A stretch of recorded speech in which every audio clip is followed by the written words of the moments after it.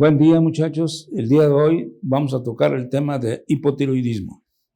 Hipotiroidismo se define como el estado clínico resultante de una falta de acción de las hormonas tiroideas. Esta falta de acción puede ser porque no se produzca, porque los niveles circulantes de un paciente que fue sometido a tiroidectomía no tiene una adecuada sustitución, o porque hay resistencia de los tejidos periféricos a la acción de las hormonas tiroideas. Si hay resistencia de los tejidos periféricos no reconocen que existe hormona tiroidea y se manifiestan como hipotiroidismo. Con mucho, la causa más frecuente es la falta de producción de hormona tiroidea. El hipotiroidismo se clasifica de una manera sencilla, de acuerdo al órgano que está afectado. Es primario cuando la afectación ocurre en la glándula tiroides. Es secundario cuando la afectación ocurre en la hipófisis. Y terciario cuando la afectación se encuentra en el hipotálamo. Ahorita veremos cómo se hace la distinción de estas tres categorías de clasificación. La prevalencia, y aquí voy a hablar nuevamente de nuestro medio, de la población que acude al hospital universitario, que no es muy distante de la población que viene descrita en sus textos o que se escribe a nivel de forma general en la población en otros sitios. Más o menos de 5 a 10 en cada 1000 en la población general, tomando todos rangos de edad, se puede presentar hipotiroidismo. Pero fíjense, después de los 65 años, aumenta enormemente, de 6 a 10% en las mujeres y de 2 a 3% en los varones. Nuevamente, aquí, este es un trastorno mucho más frecuente en las mujeres. La edad predominante es después de los 40 años.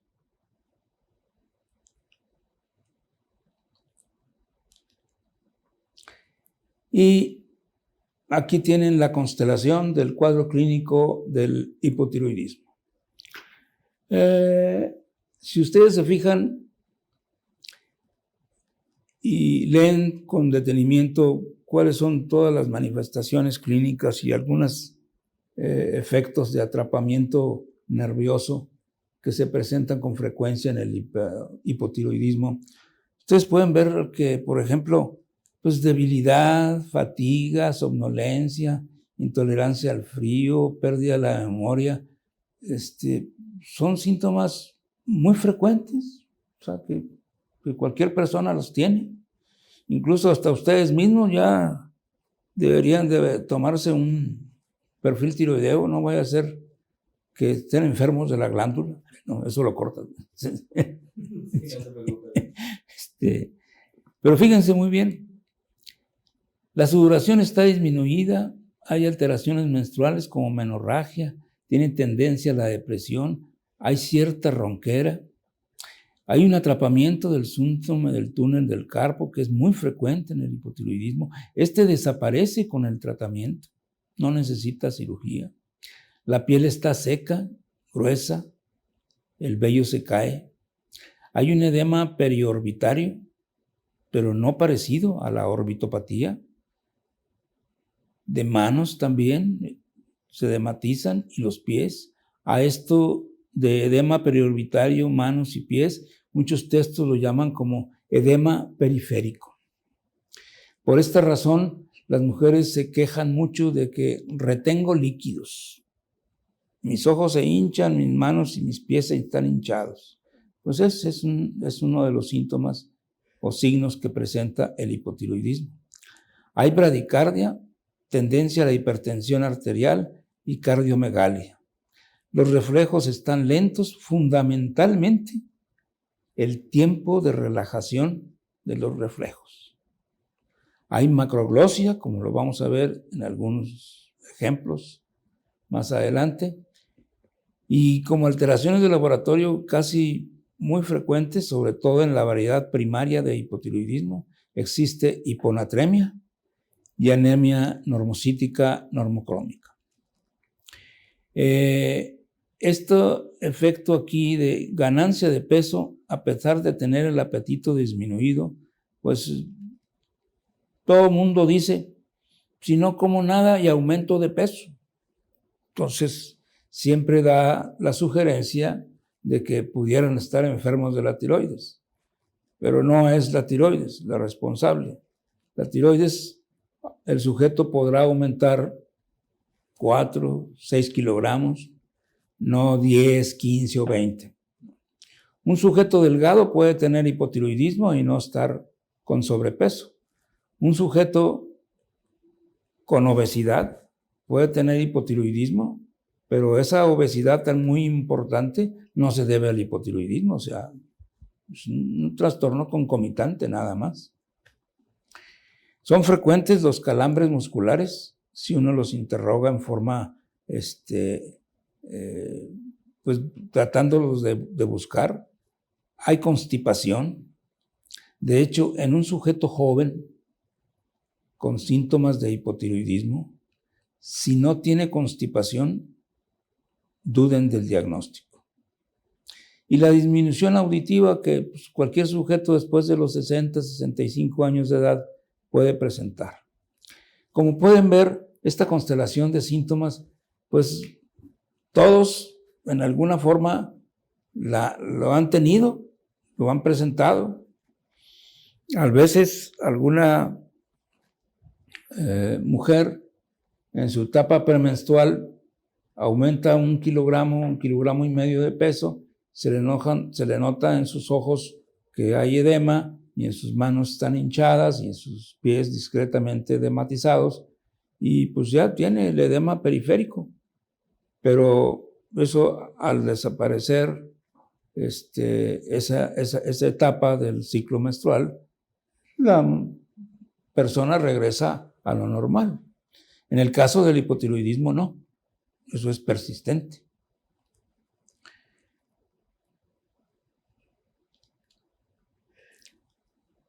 Aquí hay algo muy importante.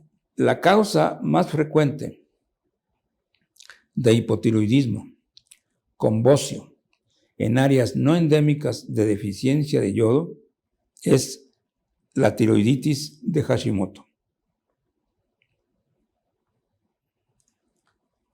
El Hashimoto es una enfermedad autoinmune de la glándula tiroides. Recuerden, el complejo de enfermedad autoinmune de la glándula tiroides, es decir, la enfermedad de Graves, la orbitopatía o el exoftalmos, como ustedes quieran llamarlo, el bocio, el Hashimoto y la atrofia tiroidea son parte del complejo autoinmune de la glándula tiroides. El Hashimoto produce generalmente hipotiroidismo. Casos extremadamente raros, después de muchos años de evolución, producen la hashitoxicosis que mencionamos en aquella historia de la enfermedad por hipertiroidismo. Pero lo más frecuente es que este trastorno, la enfermedad de Hashimoto, que también se llama tiroiditis crónica linfocítica, sea la causa más común de hipertiroidismo y bocio en áreas no endémicas de deficiencia de yodo. Esta fue la primera imagen pictórica de una paciente que desarrolló hipotiroidismo primario. Se le llamaba mixedema inicialmente hace muchos años. Esta fue la admisión del autor a la Academia de la Sociedad Real Británica de Medicina. Esta es la paciente cuando no estaba enferma, la primera que ustedes tienen a la izquierda. Esta. Y luego la figura número 2 es la misma paciente después de año y medio de que el doctor se la pasó observándola sin tratamiento. Recuerdo que en esta época no había píldoras con hormona tiroidea. Y hasta que no llega a esta etapa, la figura número 3, que entre la primera y la tercera habían pasado pues casi 3 años y medio. Cualquiera diría que la figura 3 es la abuelita, la figura 2 es la hija y la figura 1 es la nieta. Pero no, es la misma paciente. Esta es la primera descripción pictórica que existe del hipotiroidismo. Ahora sí, este es el famoso edema duro, edema que no deja fobia, el famoso mixedema del hipotiroidismo. Ese obviamente es un caso avanzado de hipotiroidismo. Esta es una paciente que presenta hipotiroidismo y si ustedes son observadores van a poder alcanzar a apreciar que en el lado derecho de su ceja, aquí, está perdida la cola de la ceja. Y acá está un poco desmenuzada. Los labios están gruesos, se acentúan las arrugas del rostro. Veamos una imagen de ella misma de lado. Fíjense la lengua, fíjense el grosor de los labios. Así era el mixedema cuando dejado de evolucionar. Aquí tiene una lesión herpética, pero es incidental, no tiene nada que ver con el hipotiroidismo.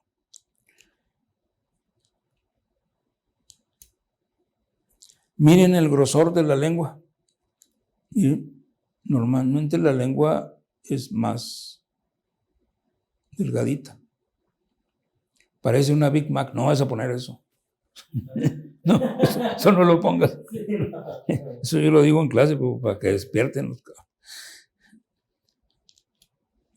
En varones, por ejemplo, aquí este sujeto, pues se ve que tiene abotagado los párpados, ¿verdad? Y claramente se ve que tiene crecimiento de la glándula tiroides, aquí está en el cuello. Entonces, tiene bocio y tiene hipotiroidismo, ¿qué será? Un Hashimoto.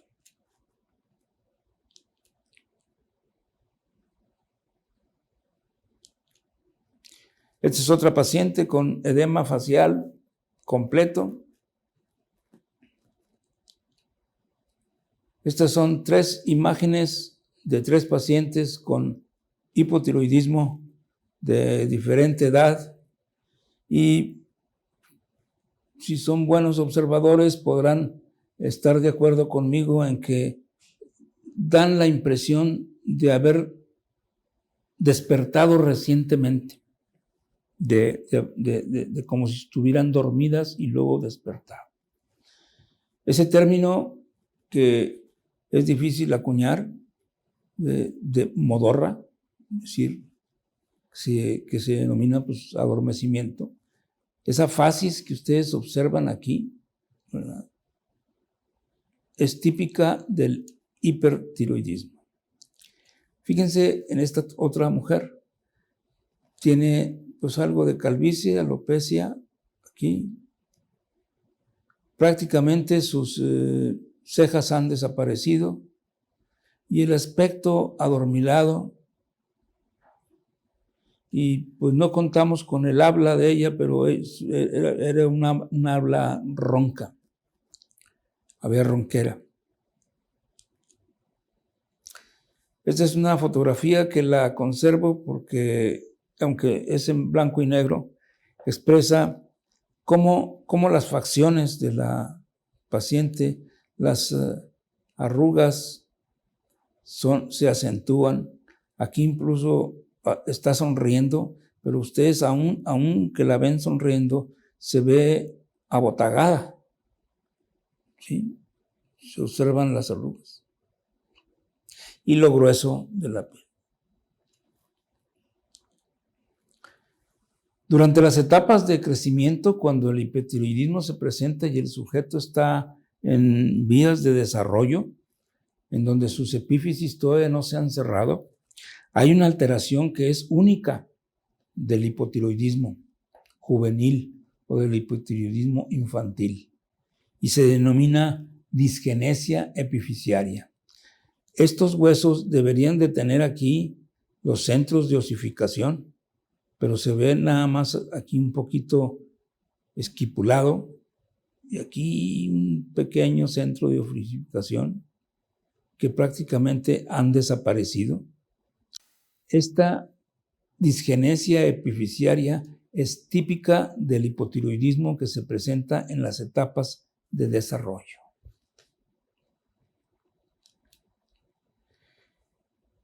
Esta jovencita fue traída al hospital porque a la mamá se le ocurrió que a sus 18 años de edad, para cuando la trajo al hospital, ya debería de haber menstruado y no había menstruado. ¿Qué sucedió realmente ya al interrogatorio y al estudio completo de historia clínica de esta jovencita?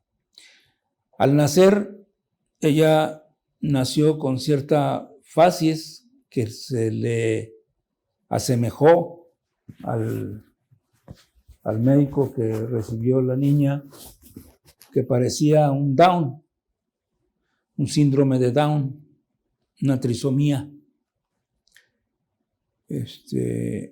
Y no lo era hipotiroidismo. Cuando nosotros determinamos los niveles de hormonas tiroideas de ella, pues tuvimos que hacer muchas diluciones del suero para poder medir la cantidad exacta de hormona de TSH. Estaba extremadamente alta, del orden de más de 200. Esto no debe suceder. Si ustedes reciben un niño y está feíto, háganle un perfil tiroideo. No diagnostiquen una enfermedad congénita, irreversible, irreparable, por algo que sí puede ser reparable. Ella pudo haber sido una jovencita normal, pero no se trató, porque al decir que tiene síndrome de Down, la familia se queda con ese estigma y ya no lo estudian nadie. Es por esa razón de que desde hace muchos años y constitucionalmente en este país, a todo recién nacido vivo se le determina un perfil tiroideo neonatal. En nuestro medio, aquí en el Hospital Universitario, hemos descubierto casos que van del orden de 1 a 4,000 o 1 en 4,500. El descubrirlos es evitar esto. ¿Sí? Ella pudo haber sido una persona normal si se hubiera tratado en forma adecuada. Por último, algo más impactante, este paciente sucedió exactamente lo mismo. Nació con algunas facciones toscas, gruesas. Se clasifica como si fuera una enfermedad cromosómica que no tiene tratamiento. No se le hizo un perfil tiroideo y se le entrega a la familia. El hipotiroidismo fue lo suficientemente severo como para que no se desarrollaran los miembros superiores ni los inferiores. De hecho, él conservaba algo de habla muy ronca y no nos permitió tomar la fotografía completa. Pero él no era una alteración cromosómica, hicimos el estudio, lo que tenía era un hipotiroidismo. Y recibió tratamiento, mejoró, pero sus extremidades que nunca se terminaron de desarrollar, pues no, eso no fue posible tratarlo en forma adecuada. Por eso, repito, si ustedes reciben a un producto, no diagnostiquen una trisomía o una alteración cromosómica. Ese niño debe ser sometido a un perfil tiroideo neonatal, que hoy día es, por ley, debe realizarse. En el laboratorio es muy importante, sobre todo en la variedad primaria, ahorita vamos a ver las otras, que la T4 esté baja, que la T4 libre esté baja, que la TSH esté elevada, eso sí es importante. Si la TSH no está elevada, no es hipotiroidismo primario. ¿Cómo se llamaría si tuviera la T4 baja, la T4 libre baja y la TSH no elevada? ¿Sería primario? Pues no, sería o secundario o terciario. Y ahorita vamos a ver las situaciones.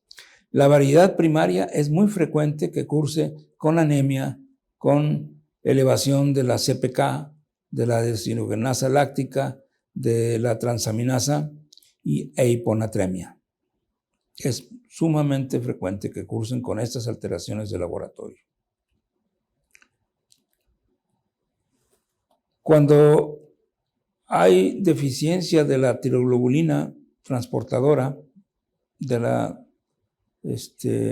o de la globulina transportadora de hormonas tiroideas, TBG, el sujeto tiene alteraciones en las pruebas de función tiroidea, como una T4 baja, pero una captación de T3 elevada,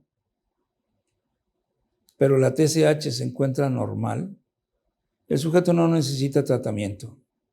El sujeto tiene esas alteraciones porque la TBG, la globulina transportadora de hormonas tiroideas, se encuentra baja. En cambio, ¿qué pasa con un sujeto que tiene la T4 normal, la captación de T3 normal, pero tiene la TSH alta? Hace un momento dijimos que la TSH alta era sinónimo de diagnóstico de hipotiroidismo. Pero las hormonas circulantes no están elevadas. A eso se le acuñó el término de hipotiroidismo subclínico. Estos sujetos, hoy sabemos, antes existía la duda, hoy sabemos que deben de tener reemplazo con hormonas tiroideas, con levotiroxina, aún sea subclínico. ¿Qué pasa en esta situación? La T4 está baja, la captación de T3 está baja y la TSH está normal o baja. Pues, ¿de qué estamos hablando? Estamos hablando de un sujeto que no tiene un hipotiroidismo primario, que tiene un hipotiroidismo secundario o terciario. ¿Y cómo distingo si un sujeto tiene hipotiroidismo secundario de un terciario? Pues se hace una prueba de estimulación con TRH y si no hay respuesta, el hipotiroidismo es secundario, es decir, si no hay respuesta, la hipófisis está enferma, está afectada, entonces es hipotiroidismo secundario. Pero si sí responde a esa hipófisis, el hipotiroidismo es por falta de TRH. El hipotiroidismo es terciario.